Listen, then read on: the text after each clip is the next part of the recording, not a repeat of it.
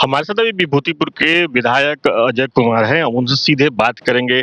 अजय जी, एक नया व्यवस्था राज्य सरकार की तरफ से करने की बात की गई है कि खुले में मांस की बिक्री नहीं होगी, जो बेचेगा उल्लंघन करेगा कानूनी कार्रवाई की जाएगी। क्या कहना चाहेंगे? मांस एक वस्तु है। वस्तु को बेचने के लिए अगर कोई लेना है निर्णय, तो उन्हें लेना पड़ेगा। सब्जी की बिक्री भी खुले में नहीं होगी। खाने पीने का सामान है, वो इच्छा का सवाल है लोगों का। इसीलिए ये जो ले रहे हैं खुले में बिक्री और जिनको लाइसेंस, ये सब जान लीजिए वो किन की दुकान है। आम तौर पर 100 में 90 जो है वो माइनॉरिटी की दुकान होता है। तो माइनॉरिटी को टारगेट करने के लिए उनका ये बयान है। लेकिन मेरा चुनौती उनसे है, अगर इतना ही आपको सीने में दर्द है तो बड़े बड़े बुचर खाना इस देश के अंदर किन के हैं? बड़े सबसे जो है 1 to 20 आप उनका इतिहास खंगालिए, वो सब आरएसएस से जुड़े हुए लोग हैं। सबसे वो चुनाव में बड़ी मोटी रकम चंदा लेते हैं। उनके खिलाफ ये नहीं बोल सकते।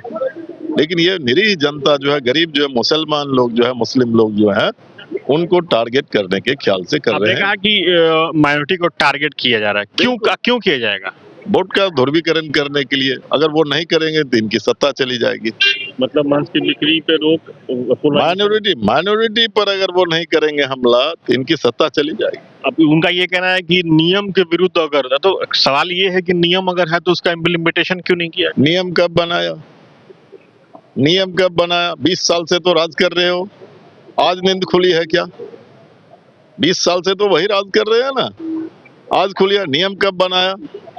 खाने पीने के सामान के लिए अगर कोई नियम बनाता है तो वो सबके लिए बनना चाहिए। सिर्फ मांस के लिए नहीं बनना चाहिए, सब्जी के लिए भी बनना चाहिए। गेहूं, चावल, दाल, आटा उसके लिए भी बनना चाहिए।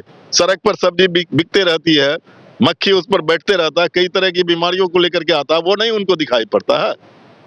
ये पूरी तौर पर वोट के ध्रुवीकरण की राजनीति वो कर रहे हैं। सदन में आप लोग इस नियम को लेकर के जो वक्तव्य है उसको लेकर क्या करेंगे? बिल्कुल बिल्कुल, उस पर भी सवाल को उठाएंगे।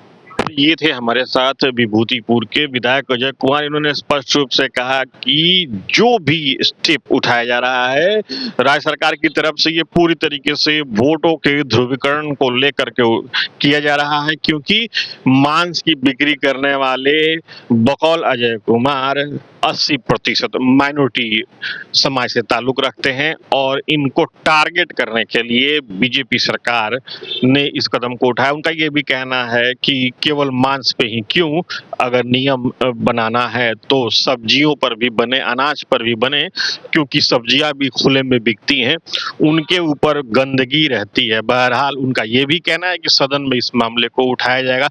अब सदन में इस वक्तव्य को लेकर के क्या स्टेप लेफ्ट के दल उठाते हैं, ये देखना दिलचस्प होगा। Sujeet Kumar, TV9 digital, Patna.